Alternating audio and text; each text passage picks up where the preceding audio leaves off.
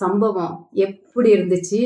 அதிர விட்டுச்சு இல்ல, சட்டமன்றத்தை மட்டும் இல்ல, இன்னைக்கு தமிழ்நாட்டையே அதிர விட்டுருக்கு இந்த சம்பவம்.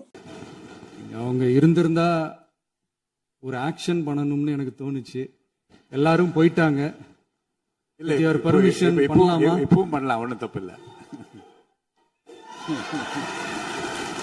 உங்களின் தன்னடக்கமான பேச்சும் உங்களது அமைதியான ஆட்சியும் உங்களுடைய ஆளுமையும் மிகவும் எமது மனதுக்கு நெருக்கமாக இருக்கிறது.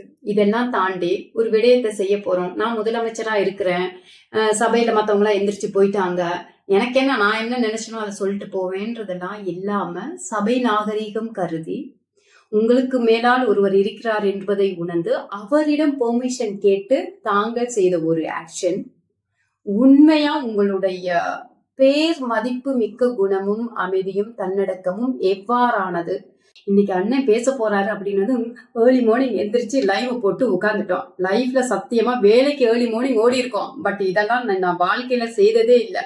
ஸோ போட்டுட்டு உட்கார்ந்தா நம்ம அண்ணா பேசினாரு பாருங்க, சபை நாகரீகம் ஒரு தலைவருக்கு எப்படி தேவை என்பது அழுத்தம் திருத்தமாக இருந்தது. மக்களில் அழுத்தம் திருத்தமாக ஒரு தன்னடக்கம், திமிரில்லாத ஒரு முகபாவனை எனக்கு ரொம்பவும், அதாவது ஒவ்வொரு நொடியும் அவருடைய, நம்ம இவ்வளவு நாள் சினிமாவை பார்த்துட்டு இருந்தோம், அந்த சினிமாவில் ஒரு 3 hours நின்று பார்ப்போம், பார்த்துட்டு சரி இவ்வளவுதான் நம்மளுடைய விஜய் அவர்கள் அப்படின்னு எழுந்து போயிட்டு அந்த அடுத்த படம் வரும் வரைக்கும் வெயிட் பண்ணுவோம். ஆனா ஒரு அரசியல் தலைவரா வந்த பிறகு அன்றாட பார்க்கிறோம்.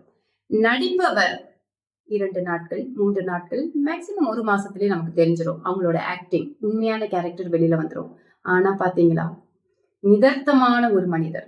அது மட்டும் இல்ல, அவங்கெல்லாம் வெளிநடப்பு செஞ்சதுக்கு பிறகும் நான் ஒண்ணு செய்ய ஆசைப்படுறேன், அதை இங்க நான் செய்யலாமான்னு ஸ்பீக்கர் இடம் கேட்டு அனுமதி பெற்று சொன்ன அந்த அழகு, அந்த நிமிஷம் இருக்கே,